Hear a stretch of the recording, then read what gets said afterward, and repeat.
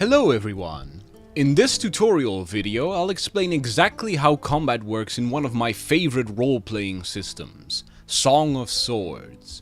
If you're new to this system, or if you're trying to introduce someone to this system, this is the guide for you. Song of Swords is a combat-orientated system with an emphasis on realism. As such, no messing around with hit points or health values or whatnot.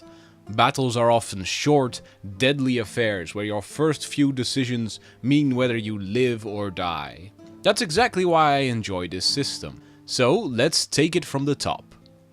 Combat takes place in rounds, each of which represent about 6 seconds of fighting.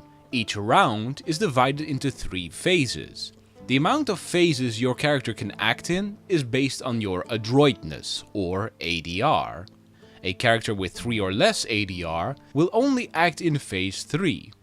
A character with 4 to 6 ADR in phase 3 and 2, and a character with 7 or more ADR can act in all 3 phases. Note, recurring rolls such as blood loss are made at the end of each round, not each phase. When starting combat, first you determine initiatives. This is done by comparing the ADR of everyone involved in combat. Whoever has the lowest ADR declares their action first, then the next lowest person, and so on and so forth. Once everyone has declared their action, the person with the highest ADR resolves their action first, then the second highest person, and continues as such until all actions are resolved. If, for whatever reason, you find that the action you declared is no longer valid when the time comes to resolve it, for instance, you were shooting at someone who died before it was time for your action to be resolved, you can either sacrifice half the dice pool of your action or maneuver to switch targets, meaning you'll perform that action or maneuver at half your intended dice pool, or you can cancel the move entirely. In the case of a melee maneuver, this means you get 50% of your CP refunded, but I'll cover how CP and melee maneuvers work later. Every character can only use one action per phase. You can also move up to your mobility in yards without using up your action. But bear in mind that any action you take while moving will incur a -4 penalty to its dice pool. Moving also increases your base defense by 1. However, be sure to read up on more advanced types of movement like sprinting or active defense, as these are special and follow different rules. I've already mentioned combat pools a few times, abbreviated to CP, and to put it very simply, your CP consists of all the dice available to you for attacking with a melee weapon in one phase. Your CP consists of your ADR, plus your proficiency in your chosen weapon, plus any miscellaneous modifiers. Your CP is also reduced by your encumbrance, fatigue, pain, and negative miscellaneous modifiers. CP comes into play during a melee bout, which is what you call it when 2 or more characters engage in close combat.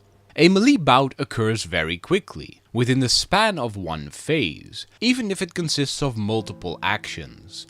During a melee bout, both characters use CP to use maneuvers against each other until one is defeated or flees combat. This can take multiple phases, but all characters involved are considered locked in melee until the end of the bout. At the start of each bout, each character must declare an orientation. There are 3 orientations, namely aggressive, cautious, or defensive. These are also often depicted as colors, namely red, yellow, and blue respectively. To begin declaring an orientation, first you must declare which orientation your character will not pick.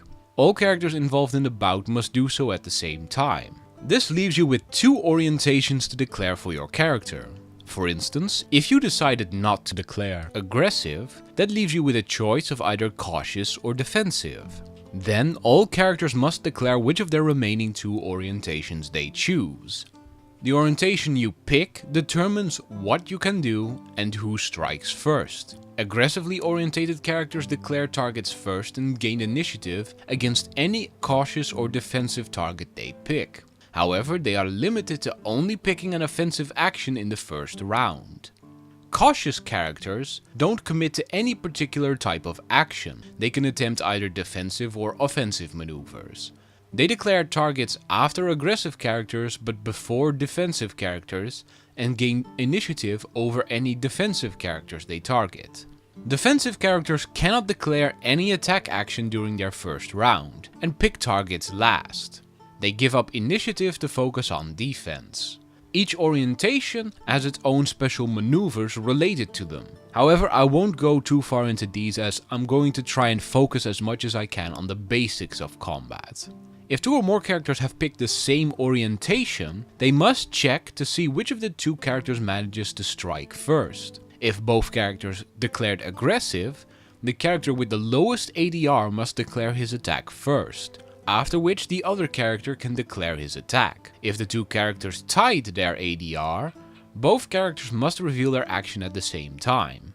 After that, the two characters must roll their ADR, plus any length advantage their weapon might have, plus miscellaneous modifiers to determine who attacks first.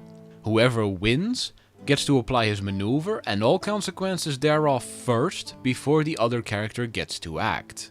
If the two characters have the misfortune of tying, both of their attacks will be resolved at the same time. It is not unknown for the two characters to kill one another when this happens, so generally it's very undesirable to pick the same orientation as your opponent, simply because of the risk that you and your opponent will kill one another. If the two characters both declared cautious, the two characters roll their ADR, plus their length advantage if they have one on their weapon, plus any miscellaneous modifiers to determine who acts first. Whoever wins the roll gains initiative, and the two characters get to declare actions and resolve them in the proper order. If they tie, instead it's treated as though both characters pick defensive. If both characters pick defensive, neither one attacks, and both characters must redeclare their orientation on the next bout, provided they're still targeting each other and neither has taken the initiative somehow. Orientations are only used in the first bout of combat. After the first bout, whoever succeeded on their last action takes initiative. If any new characters enter an existing combat, they automatically take initiative over their opponent. The character that has initiative declares their maneuver first. The character that does not have initiative may then declare their maneuver in response. As I'm sure sounds logical, attack maneuvers target an enemy character, while defensive maneuvers seek to cancel out an attack maneuver. Attack maneuvers with initiative occur at the same time as defensive maneuvers directed against them. Attack maneuvers without defensive maneuvers directed against them are rolled afterwards. Each bout consists of two separate actions, and your CP is the entire dice pool you'll have access to during those two actions. Maneuvers have a dice pool equal to the amount of CP you invested into them, which means that part of the strategy in Song of Swords involves thinking about how much CP you want to invest in your first attack. If you spend all your CP in your first attack, you will not have any CP left to attack or defend on the second action of the bout. CP gets refreshed during every new bout, though by then new modifiers might apply to your CP. Also be aware that some of the more advanced maneuvers might cost more CP than a regular maneuver, like a swing or a thrust. Earlier I mentioned that only characters with high ADR can act in all three phases. The exception to this is in melee, where any character who cannot act during certain phases gets engaged in a melee will be able to fight normally in those phases as though his ADR was high enough. Now, in any given bout, the person with initiative is the person who attacks first, as I explained before.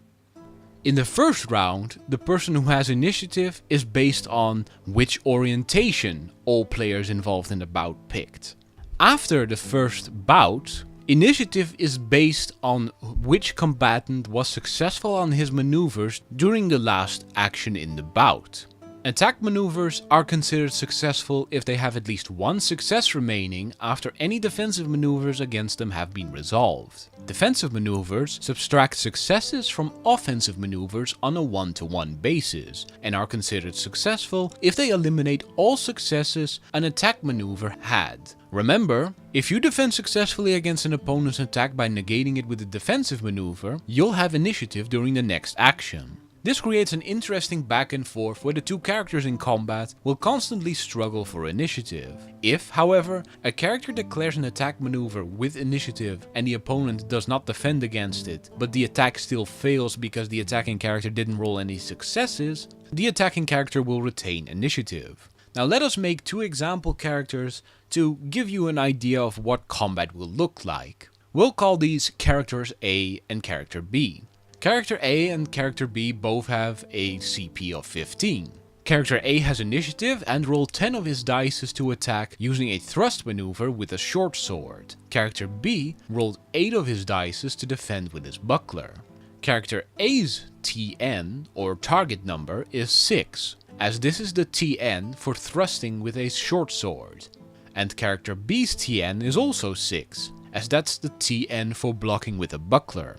This means that both characters only have to roll a 6 or higher on their dice to score successes. Character A rolled 6 successes on his attack, and character B rolled only 3 on his block maneuver, which means character A's thrust maneuver against character B is resolved successfully. Now, character A has to roll for target location, the part of the body where the attack hits. These can be found in Song of Swords on page 253 to 255. As character A aimed for the target's torso on his thrust, he'll be rolling for a target location within the torso zone, as per the table in the book. He rolled a 1d10 which came up as a 3, which means he hit character B in the belly. And let's say character A has an impressive 8 points in strength. This means that this character's SDP, or strength damage bonus, is 4, as the SDB is his strength halved. He also gets another point of damage from his weapon, which gives +1 damage when used to thrust. Lastly, he beat his opponent's defensive maneuver by 3 successes, which means he gets an additional +3 to damage, for a total of 8 damage on his attack. Let's say that character B is wearing a full suit of leather armor, the poor guy, as leather armor isn't very sturdy. This armor covers his belly and thus gives him a whopping 2 points of armor on that part of his body against piercing damage. This means that character A's damage gets reduced by 2, as per the piercing resistance on leather armor. In addition, character B also benefits from a toughness rating of 4, like most characters. Toughness ratings can be manipulated by racial traits or boons and banes, but the standard for most humans is 4. This reduces character A's damage by another 4 points, down to 2. So a total of 2 damage gets inflicted to character B's belly. We take a look at the wound chart on page 286 under piercing, and we see that a level 2 wound inflicts stun 3, pain 6 and blood loss 6, with no other special effects. As you can see, character B has survived the stabbing, but is now in mortal danger as the combined stun and pain dramatically reduce his CP on his next actions, and the bleeding might kill him even if his opponent doesn't. In the next action of the bout, character A will continue to have the initiative as his last attack was successful, and due to pain and stun, character B can only defend with a CP of 0, which means character A only needs 1 success to strike character B. However, if character B had successfully blocked character A's attack with his buckler by rolling an equal or greater number of successes, character B would have taken the initiative in the second action of combat, which means he would be able to attack first and force character A on the defensive. Not only that, but since character A spent 10 of his 15 dice to attack and character B only spent 8 of his dice to defend, it would mean that character B would have 7 dice to attack on his turn, while character A would only have 5 dice to defend with. Now, before we leave off, there's also missile attacks. These are not used as part of a bout, not normally anyway, and so work on their own system. When using a missile attack during a phase, your dice pool consists of your proficiency in that weapon plus any aim bonuses. You may use your action that phase to aim once for an additional +2 to your next missile attack against the target you aimed at.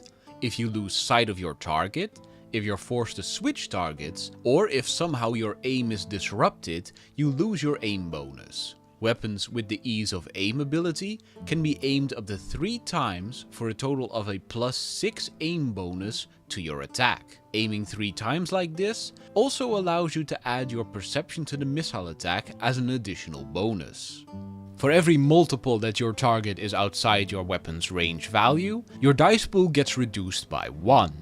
The TN, as you might figure, is that of the weapon that you're using, while the number of required successes is based on your target's missile defense. Missile defense is equal to 4, plus any modifiers. These modifiers are usually the character moved, which means his missile defense went up by 1.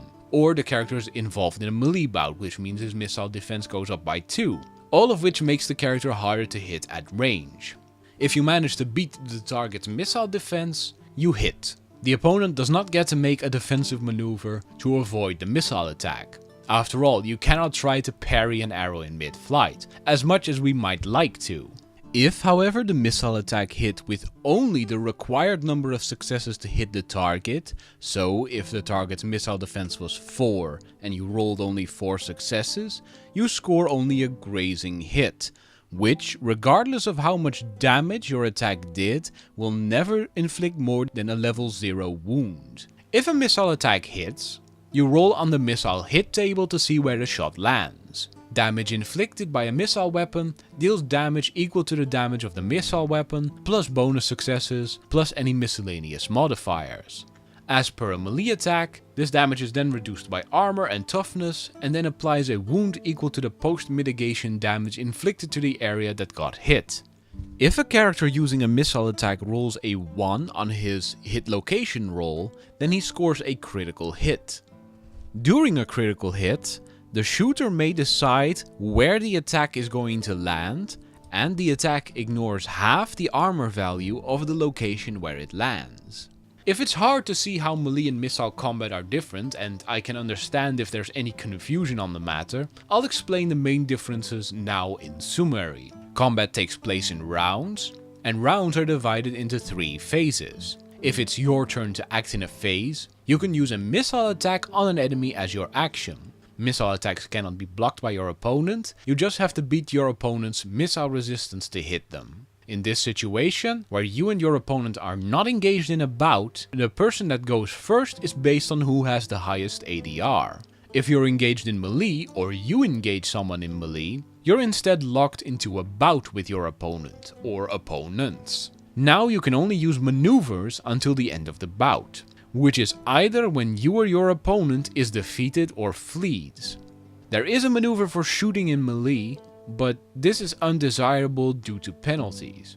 You can actually shoot in melee, there is a special maneuver for that, but this is undesirable as that maneuver does give you some penalties to your dice pool. A bout consists of 2 actions per phase, provided that at least one character involved in the bout can act during that phase. The person who goes first in a bout is based on the orientation they pick during the first action in the bout, or who performed the last successful maneuver in the last action during said bout.